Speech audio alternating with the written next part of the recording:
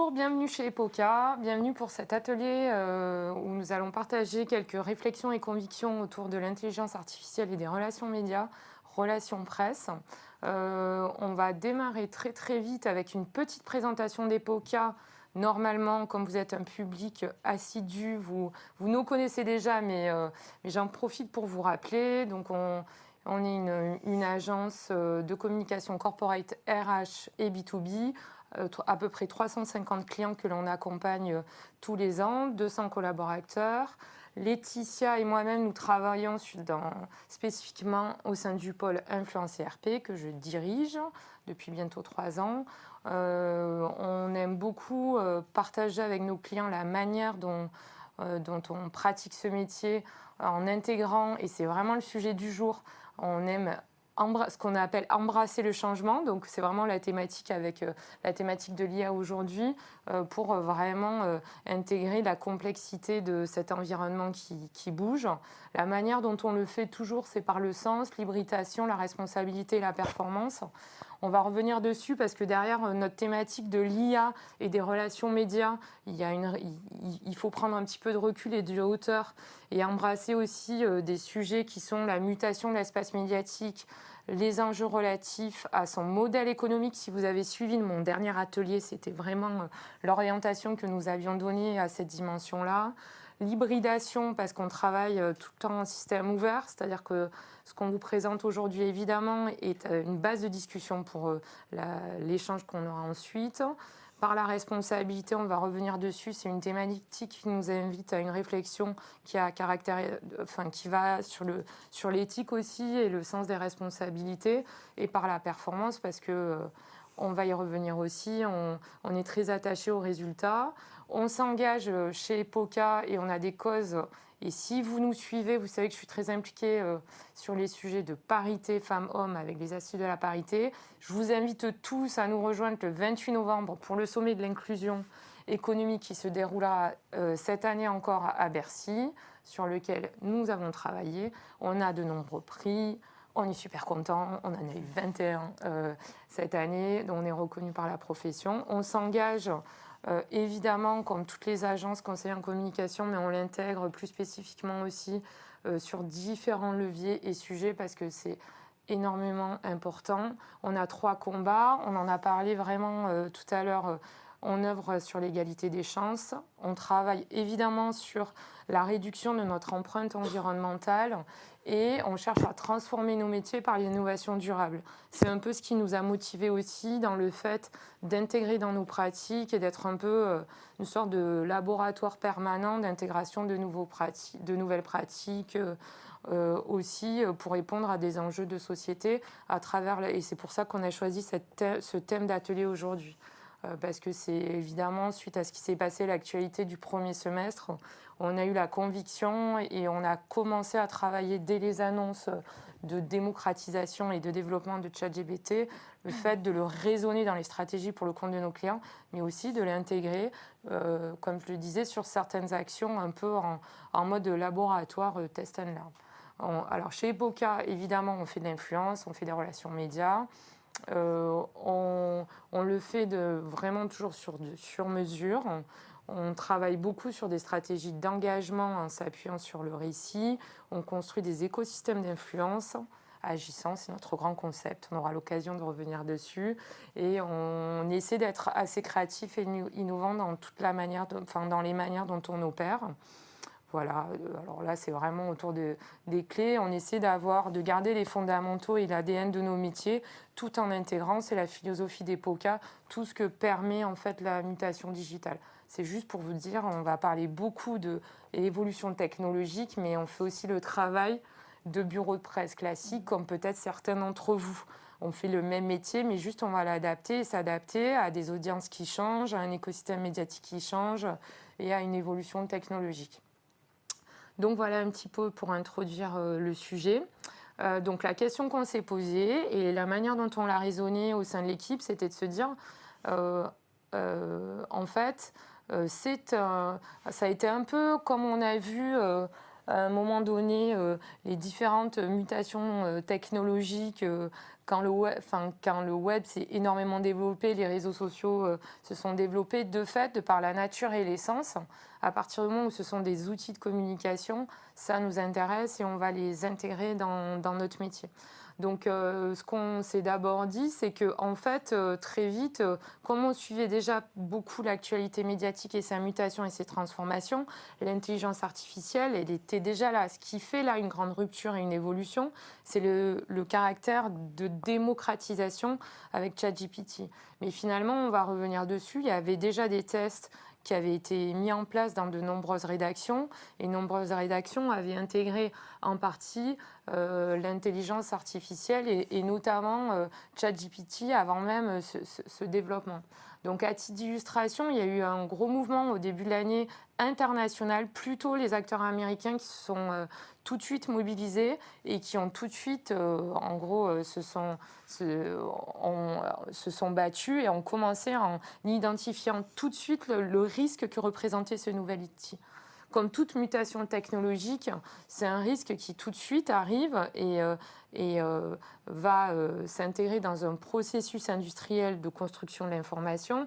Et tout de suite, il y avait un enjeu de modèle économique et de survie. Ça a été la première des réactions. Et notamment avec tout de suite une identification autour du métier de journaliste qui était de fait fragilisé. Ça a été la réaction. Mais aussi, en parallèle, c'est un peu ce qu'on va venir aussi, comme toute organisation, comme tout processus, je vais faire de destruction créatrice, c'est un petit peu les réflexes naturels. À la fois, on voit tout de suite la zone de risque et la tension que ça peut avoir sur certains métiers.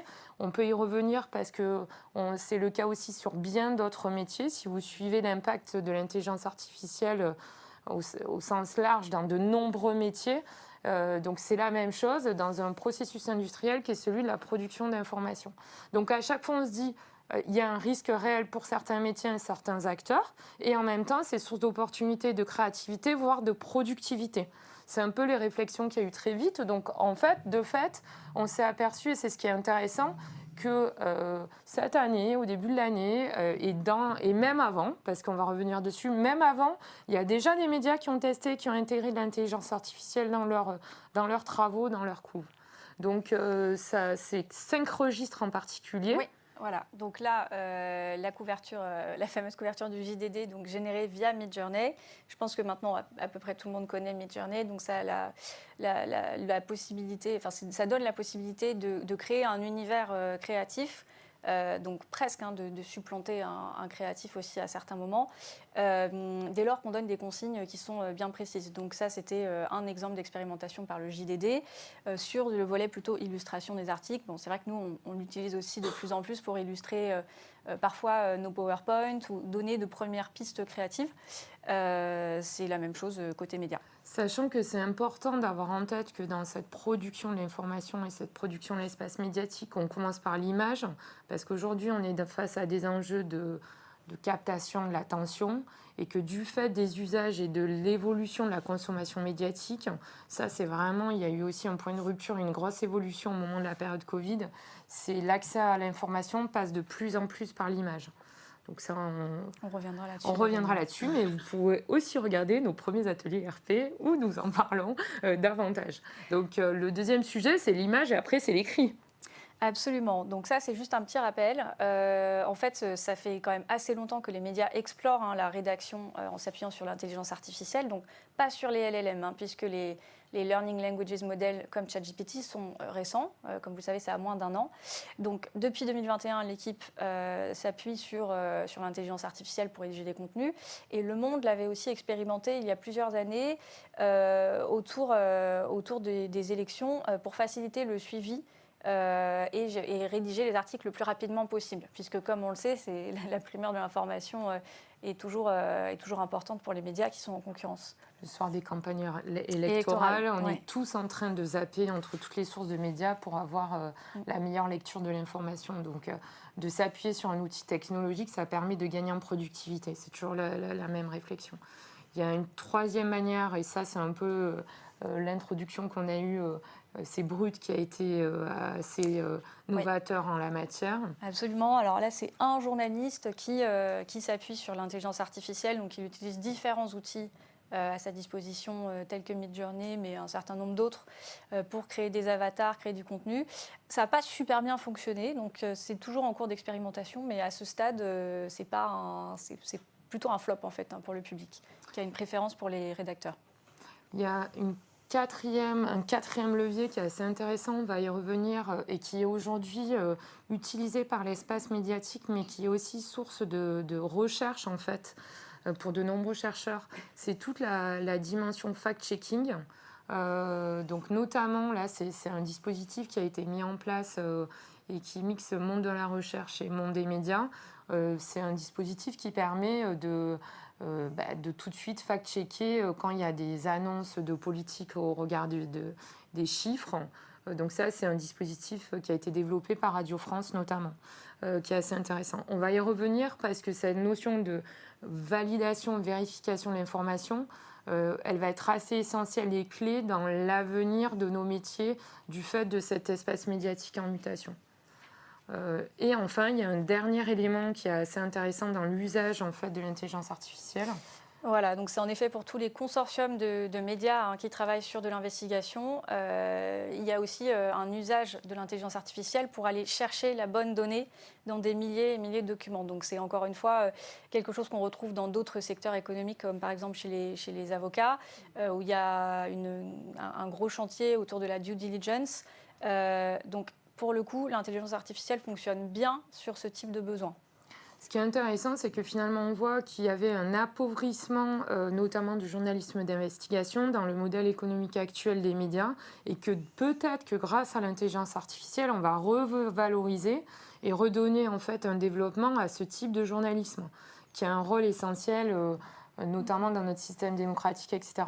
Donc, vous verrez, c'est un peu nous ce qui va alimenter nos convictions. C'est de dire que comme toute mutation technologique, en fait, il faut juste qu'on prenne le temps de bien se l'approprier, mais qu'en fait, peut-être que cette technologie, elle va nous permettre aussi des modèles plus durables sur des travaux journalistiques qui sont aujourd'hui plus affaiblis du fait du contexte économique. Donc, nous, la conviction qu'on a finalement, c'est qu'il y a une poursuite de la mutation de l'écosystème médiatique qui avait déjà entamé, qui s'accélère, qui se densifie, dans lequel, de fait, on va mixer, mais comme dans d'autres champs d'activité professionnelle, l'intégration de la technologie avec le travail sur les contenus et l'information. Et qu'en fait, au final, c'est une question d'appropriation par les publics, de la différenciation entre du contenu fiable ou non fiable et généré automatiquement. C'est un peu là-dessus qu'on va revenir. Donc, ce qu'on voit déjà, et ce qui nous invite à le dire, c'est que des analyses qu'on faisait avant même l'arrivée de ChatGPT se confirment, c'est-à-dire une sorte des modèles de médias généralistes, multipublics, ouverts, etc., en fait, déclinent en termes d'audience, déclinent en termes de valeur au bénéfice de médias de niche généralistes, hyper pointus, spécialisés, experts. Et on le voit, c'est un phénomène qu'on identifie notamment quand on analyse finement l'espace médiatique français, notamment l'évolution et les restructurations des groupes médiatiques en France. Et en fait, on sait que c'était déjà là, c'est un phénomène tendanciel et structurel, donc ça va juste accentuer cette dimension-là et on va continuer à être sur une multiplicité de médias de niche ultra spécialisés. La deuxième chose qu'on voit qui est essentielle et qui va être clé dans cette nouvelle phase à l'avenir, c'est finalement que l'accès à l'information, c'est plus un sujet du tout en fait. C'est plus un sujet du tout. Ce qui devient un sujet et ce qui devient un enjeu, c'est l'authentification de l'information et la qualité de l'information. Et c'est là-dessus en fait que les choses vont évoluer. Donc ça, il y a une prise de conscience sociétale. C'est aussi large que ça parce que en fait, c'est l'enjeu de l'éducation au contenu dont on parle, l'éducation à la bonne information. parce que du fait entre l'information fiable, ressource émise par un processus d'information respecté versus l'exploitation par l'intelligence artificielle et la démultiplication du contenu. Donc là, il y a des startups qui travaillent là-dessus en France, des startups en pointe. Il y a des solutions qui permettent de faire la différence entre les types de contenus qui existent en France aussi. On pourra revenir dans la discussion plus tard. Et c'est aussi intégré aujourd'hui dans les cursus de programmes scolaires de nos enfants. De plus en plus, alors évidemment, c'est des niveaux de sensibilisation, mais ces enjeux-là sont déjà intégrés. Ce qu'il faut garder en tête, c'est que jusque-là, il y avait des... C'est un peu ce que je dis derrière. La technologie avait ses limites dans la capacité à faire comme l'humain dans la rédaction, dans la simulation des voix, dans la simulation des images. Et en fait, aujourd'hui, on est dans un processus de développement qui se poursuit. Et plus les choses avancent, et moins on a... Enfin, il y a un stade de perfectionnement qui est tel où quelquefois on a des difficultés à voir la différence. Et donc, on est obligé de s'appuyer sur la machine, donc l'intelligence artificielle, pour nous aider à bien voir la différence. Je vais y revenir dessus. C'est pour ça d'ailleurs qu'il y a eu des choix stratégiques d'entreprises spécialistes dans la veille de l'espace médiatique de décider de s'appuyer sur la technologie plutôt que sur des compétences humaines. Donc c'est pour ça qu'en fait aujourd'hui, nous-mêmes ou même dans nos métiers, moi je trouve qu'il faut juste qu'on s'adapte tous aussi, qu'on s'éduque, qu'on s'approprie ces nouvelles technologies et que moi j'ai un peu la vision et je pense que c'est même plus loin parce que c'est une réflexion même sur le langage, la langue et le récit et le message qu'il faut entamer parce que de fait, la manière dont on va raisonner une stratégie de message va être différente si elle est initiée via ChatGPT ou si elle est initiée par nous, nos métiers, etc. Donc je pense qu'il faut prendre le sujet de bout en bout dans la chaîne de valeur de l'information et la production d'informations. Oui, alors donc je pense que vous avez certainement tous vu passer cette information. Donc concrètement, 50% des effectifs d'Onclusive qui travaillent sur la veille qui sont donc licenciés et Onclusive souhaite faire évoluer ses métiers et son modèle. Alors nous, ce qu'on constate, c'est que ce n'est pas la seule annonce. Hein. Il y a eu un média là, qui a récemment aussi annoncé des suppressions de postes. On pense, ceci dit, que de toute façon, c'est comme pour tout secteur économique, il y a un certain nombre d'annonces qui vont être faites, qui ne sont pas forcément uniquement par rapport à la transformation des métiers. C'est aussi un opportunisme économique associé. Néanmoins, en effet, la veille média ne va pas être faite de la même manière une fois qu'on l'expérimente avec ChatGPT. Nous, à titre personnel, on l'expérimente au sein de l'équipe. On trouve que jusqu'ici, c'est pas super en termes de veille. Il n'y a pas vraiment de capacité d'analyse derrière. Et même, je dirais, il y a des grosses hallucinations. Donc typiquement, moi, j'ai fait le test en leur demandant de me sortir les 20 personnalités qui allaient travailler sur la loi travail. Il m'a non seulement sorti des mauvaises personnalités, mais surtout, il m'a expliqué que le projet de loi avait été adopté l'année dernière. Bon, sur France Travail, c'est un peu gênant quand même, parce que le projet de loi est en cours d'examen en ce moment. Donc en fait, il y a un vrai enjeu de brief de la solution, mais il y a quand même aussi des grosses hallucinations et des vraies erreurs. Donc, pour une veille de qualité, aujourd'hui, nous, on trouve que ça ne fonctionne pas, par exemple. Voilà.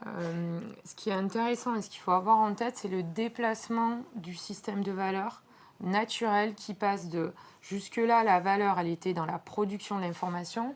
Et comme dans d'autres secteurs d'activité ou d'autres métiers, la valeur, elle va être dans la qualité de l'authentification de l'information, la fiabilité de l'information, etc.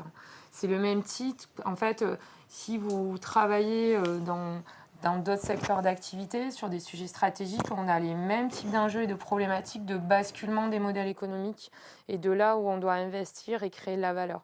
C'est ça qui est intéressant. Quand on va plus loin et qu'on fait du scénario planning et on se dit mais qu'est-ce qui va se passer ? Nous, qu'est-ce qu'on voit ? On se dit à un moment donné, comme en fait la réponse c'est une bataille de contenu, ça continue à être une bataille de contenu. Que ce soit du contenu informatif, parce qu'en gros, grâce à l'intelligence artificielle, on a davantage de volumétrie, on cherche à avoir une pression aussi, une pression juste de place. Alors, on se dit qu'à un moment donné, en fait, ce système et cette espèce de course on parlait déjà d'infobésité, mais d'entertainment publicity, je ne sais même plus le dire, en tout cas cette pression constante au contenu qui sont générés par tous les acteurs, parce que tous les acteurs aujourd'hui, du fait de la mutation technologique, sont en capacité de produire leur propre contenu. Acteurs économiques, d'ailleurs, dans des logiques de marque, même nous, on vous recommanderait de développer vos propres médias pour que vos messages passent. Enfin, la notion de le consommateur, les influenceurs, ils l'ont compris, ils ont créé leur propre chaîne de télévision avec leur pôle média associé. La technologie les aide à être... Enfin, moi, la réflexion que j'ai, c'est à un moment donné, on oublie l'audience dans tout ça, de toute façon. Donc, c'est pour ça que je dis qu'il faut revenir aussi dans ce... Là, j'ai mis une petite citation d'une chercheuse américaine qui parle de l'opération de flooding. C'est-à-dire qu'à un moment donné, les acteurs peut-être vont carrément dire qu'on va noyer de contenu, juste histoire de revenir à une sorte de tsunami informationnel pour revenir un peu à quelque chose d'un peu plus... qualitatif, fiable, prise de recul. Quoi qu'il en soit, ma réflexion dans tout ça, c'est d'inviter tout le monde à ne pas oublier que à la fin des fins, il faut arriver à toucher un humain et une vraie audience. Et que dans toutes ces stratégies, c'est toujours pareil dans les modèles, et notamment en communication, il ne faut pas être dans une stratégie d'émission, mais dans une stratégie de réception. Enfin, c'est un peu la base, mais c'est assez important de le garder en tête dans tout ce qui est en train d'évoluer. Ce qu'on veut juste mettre en avant, c'est le fait qu'en ce moment, sur ces sujets-là, évidemment, les autorités, les instances sont en train de réfléchir, aussi bien en France qu'à l'international. Alors, notamment à l'international, où un certain nombre de groupes de médias, typiquement Associated Press, AFP, etc., ont signé une tribune aux côtés de toutes les organisations représentatives pour alerter sur les risques liés à l'IA. Alors, le risque n'est même pas économique à ce stade, ce n'est pas du tout l'angle qu'ils prennent. Leur souci, c'est plus de s'assurer que l'IA ne va pas faire des erreurs et encore une fois, multiplier les biais. Vous le savez, il y a plein de biais liés à l'intelligence artificielle.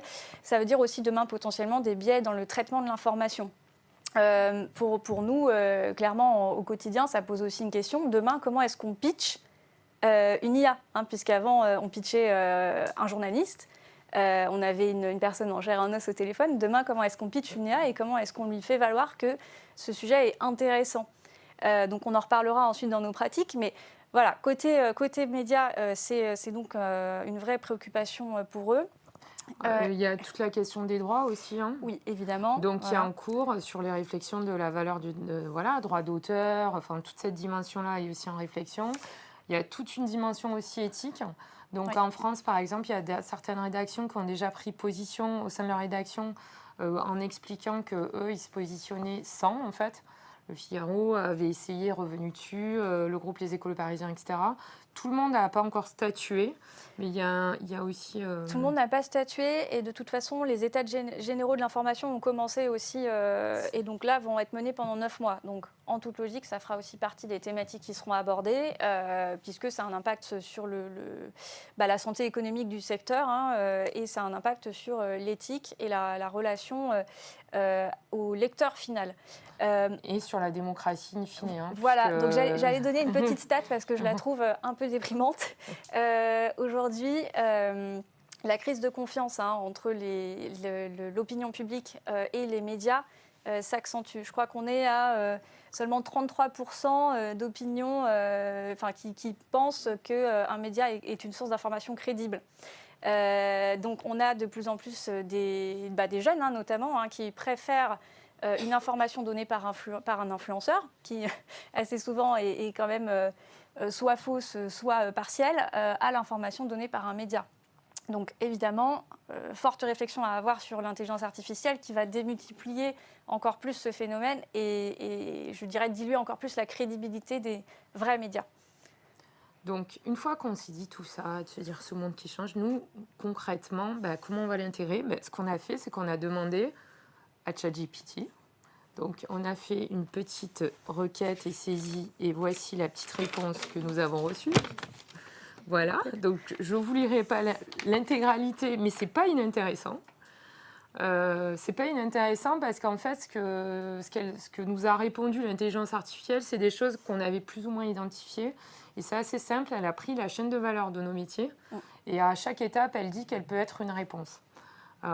Donc nous, on l'a pas tout à fait testé sur les 10 propositions parce qu'on a déjà vu qu'il y avait des défaillances.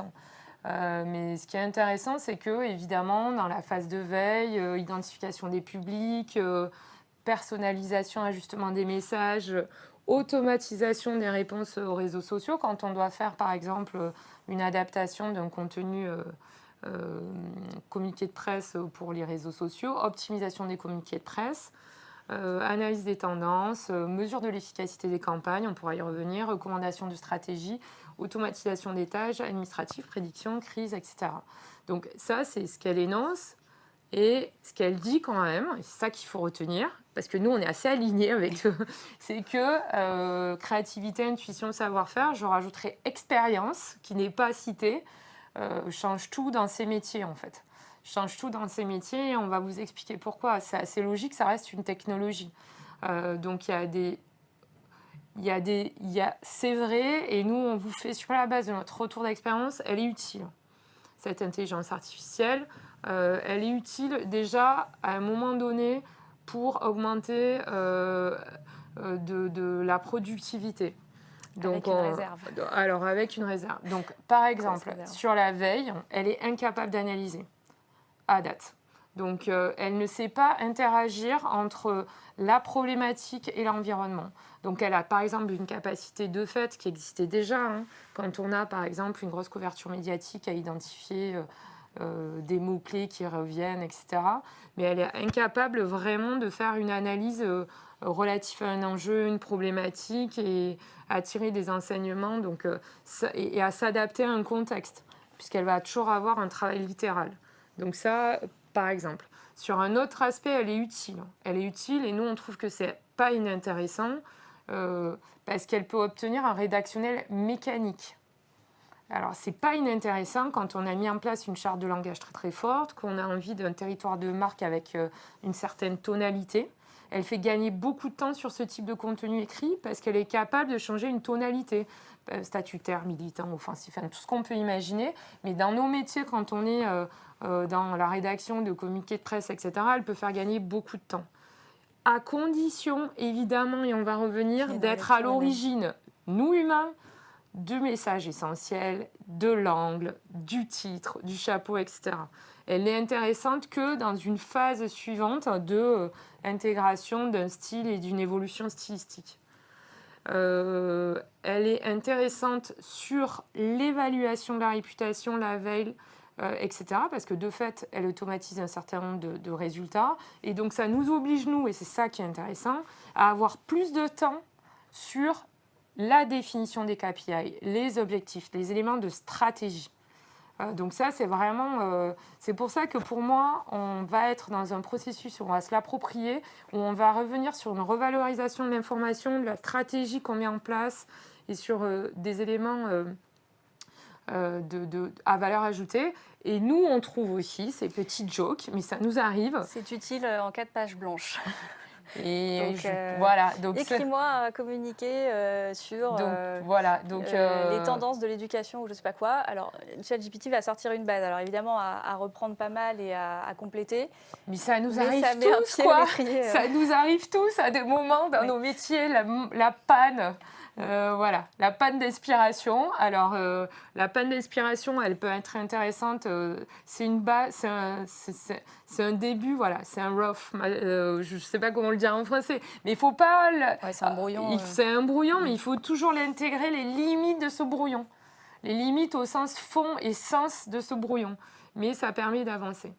Donc, nous, on se dit, voilà, nos convictions, et si on reste, c'est qu'à l'avenir, dans nos métiers, parce que c'est ce pourquoi vous êtes venus, en fait, pourquoi on a de l'avenir dans nos métiers et pourquoi nous, on est convaincus, parce que de toute façon, les garantes de l'information passeront par nous, en fait, au final. Et on aura besoin toujours d'installer des relations de confiance durables avec les publics stratégiques. Et que la relation de confiance, elle ne passera pas que par la technologie, elle passera aussi par la capacité à valider une information. on sera toujours les meilleurs experts de nos sujets, parce qu'on sera toujours derrière la machine de toute façon. Donc souvent, ce qui est demandé par l'espace médiatique quand on est en interrelation avec eux, c'est une capacité en fait à nous être source d'information, la vérifier, être à l'origine et une interaction avec eux. Donc ça, c'est sûr qu'on va continuer à être les garants et on va peut-être même gagner en importance. Parce que comme la valeur de l'information et la capacité en fait de vérification de cette information va monter en importance, assez naturellement, on va chercher dans les organisations un interlocuteur de confiance qui va être capable de la vérifier. Après, pourquoi ? Parce que nous, contrairement à la machine, on pourra monter les preuves dans nos organisations. Voilà, donc c'est toujours la base du message de confiance, le proof points. Sauf que nous, ça sera dans la vraie vie parce qu'on pourra ouvrir les portes, les usines, faire rencontrer les experts, etc. etc., etc. Et ça, c'est un peu l'essence de notre métier aussi. Hein. Et enfin, et ça, on a d'énormes stats là-dessus, l'incarnation génère de la confiance, a priori, sur une audience. On le voit beaucoup aujourd'hui, et notamment depuis la crise Covid. On pourra revenir dessus, on fait un baromètre annuel sur les entreprises crédibles. L'élément de crédibilité passe par la personne physique. Donc c'est pour ça que moi je dis derrière, nous on va rester dans nos métiers garants de l'information et on viendra nous chercher notamment dans nos métiers de plus en plus sur tout ce qui est fact-checking, vérification de tout ce qui est véhiculé à l'extérieur pour le compte de nos organisations, protection de la réputation de nos organisations et le tiers de confiance, partenaire de confiance des médias qui voudront se passer dans une posture de valeur. Évidemment, ça veut dire aussi que pour arriver à faire ça, on va s'outiller et on va s'appuyer sur l'intelligence artificielle. Alors ça, c'est un petit focus sur la communication financière, si certains d'entre vous en font. C'est intéressant parce qu'on a un peu des visions différentes selon les acteurs. Donc, on parlait tout à l'heure d'Associated Press, donc, qui a sorti des directives qui sont très très réservées. À l'inverse, on a Reuters et Bloomberg qui sont beaucoup plus avancés dans le processus. Donc, si on prend Reuters, donc, il y a une directive qui a été donnée par la rédactrice en chef sur l'utilisation de l'usage de l'intelligence artificielle. Concrètement, c'est un assez gros oui quand même pour y aller et c'est assez encouragé du côté des équipes avec du coup quand même une restriction, à savoir le contrôle in fine du produit fini, si je puis dire, par les journalistes. Nous, on a appelé un peu Reuters à Paris pour comprendre justement où ça en était. Et en fait, on comprend que finalement, l'adoption, elle est plus ou moins mature selon les marchés. Aux États-Unis, c'est le cas, ça y est, Reuters s'appuie sur l'IA pour rédiger des dépêches. En France, ce n'est pas le cas. Aujourd'hui, à Paris, c'est uniquement des journalistes qui écrivent et qui rédigent et c'est pas, il n'avait pas en tête le fait que ça commence bientôt pour Paris. Si on prend le cas de Bloomberg, comme vous le savez, Bloomberg, il s'appuie beaucoup sur un algorithme. Là encore, maintenant, cet algorithme intègre les LLM et les nouveaux usages de l'IA pour sélectionner des contenus et en gros définir quels contenus seront valorisés sur le site. Donc c'est un peu ce que je vous disais tout à l'heure. Super, parce que ça veut dire que concrètement, aujourd'hui, votre communiqué qui passerait le filtre, si je puis dire, du journaliste, parce qu'un journaliste le juge intéressant pour en faire un article, demain, potentiellement, ce communiqué ou ce contenu ne va pas passer le filtre de l'IA parce que vous n'avez pas intégré les 3 mots-clés qui sont dans leur algorithme. Alors, évidemment, leur algorithme est un grand mystère, donc on ne sait pas quels sont les mots-clés. Mais ce que ça veut dire aussi pour nous, c'est que du coup, dans un communiqué, il va falloir encore plus qu'avant, ou dans un communiqué ou dans une interview, choisir très spécifiquement les mots-clés que vous utilisez. Parce qu'en toute logique, ça va renforcer la reprise possible. Voilà, on a pris le cas de la communication financière parce qu'on sait l'importance des communiqués, de l'information dans le traitement médiatique. Mais nous, ce qu'on se dit, c'est que si c'est en place, ça veut dire que ça va se développer plus largement. C'était juste pour mettre un focus, pour dire que ça, c'est pour nous, on l'interprète comme un signal faible, tendanciel qui va se déployer. Et ça nous invite à revenir sur la réflexion qui est de dire que finalement notre message, il doit intégrer aussi des réflexions sur les algorithmes ou sur l'intermédiation du tri de l'information au niveau récepteur organe de presse par de l'intelligence artificielle. Donc, premier sujet, on se dit quand même on a de l'avenir parce qu'on est le garant de l'information. Le deuxième sujet, on se dit on a de l'avenir, c'est parce que, comme on vous l'a dit, il y a quand même certaines limites dans l'outil actuel et on va être les seuls, pour nous, à sentir, être en capacité d'analyser les mouvements de perception, les évolutions contextuelles sur nos thématiques aussi finement.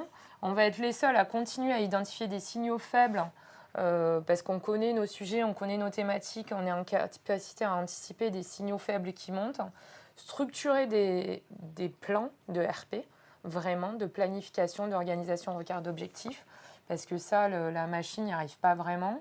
Faire évoluer ce plan au regard d'un environnement qui change. La question d'adaptabilité ou d'intuition, la machine n'a pas d'intuition. Ça, c'est tant mieux pour nous. Et après, arriver à avoir des approches, des sauts créatifs ou des approches créatives en PR, comme on peut les avoir sur certaines stratégies où on va créer un momentum dans l'espace médiatique.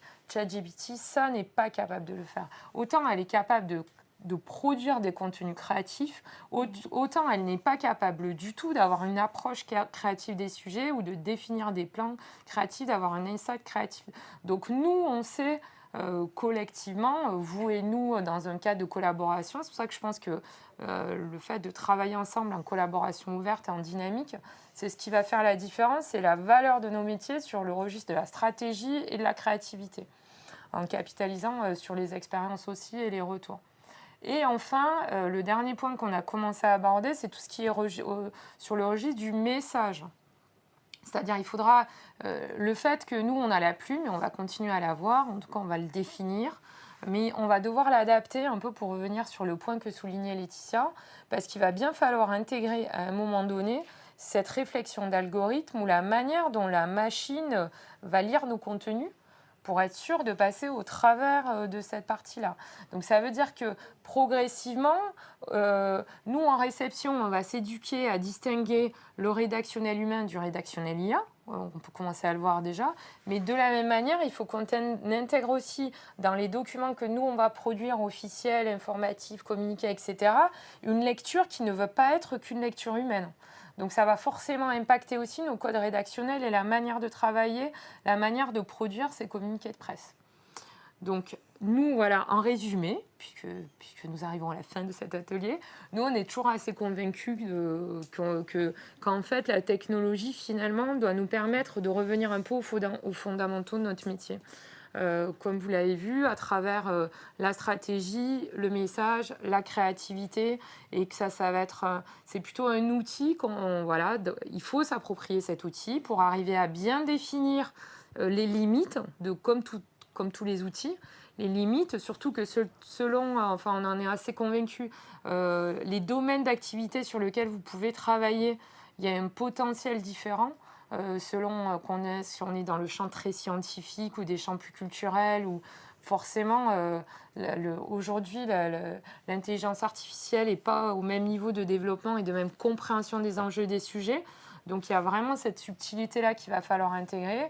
Et nous, on se dit qu'on va muter. Alors, c'était un peu à l'anglo-saxonne. Je n'arrive pas à trouver le terme français, mais l'idée, c'est que, en fait, jusque-là, nos métiers des relations publiques portaient le terme de la relation et d'être en interaction avec des publics, les parties prenantes de l'entreprise. Peut-être qu'il va un peu muter sur une notion anglo-saxonne de l'intelligence, qui est à la fois une dimension de capacité stratégique, analytique, mais aussi de capacité dans l'action, des mouvements d'opinion, toujours une réflexion de ces publics. On se dit que c'est peut-être là-bas, c'est ce que vers tendrait le métier, parce que en fait, on s'aperçoit que ce qui va faire la différence, c'est la réelle connaissance entre les publics, leur niveau d'influence, la distinction entre des campagnes autogénérées ou en fait du travail rédactionnel à valeur ajoutée. Le travail de rencontre aussi. Et Que, en fait, la capacité à intégrer le meilleur de la technologie et le meilleur de l'expérience vécue, c'est là, c'est en tout cas ce vers quoi va aller notre métier. Bien écoutez, voilà, on vous invite à vous emparer de notre époque avec nous sur ces thématiques-là. On espère que cet atelier vous a intéressé. Voilà, donc Laetitia Hertz, Pardon. voilà, vous pouvez prendre attache avec elle sur LinkedIn, et Caroline Chalendar-Ginet également, si vous souhaitez en savoir plus ou vous êtes intéressé par cet atelier. Merci à tous. Merci.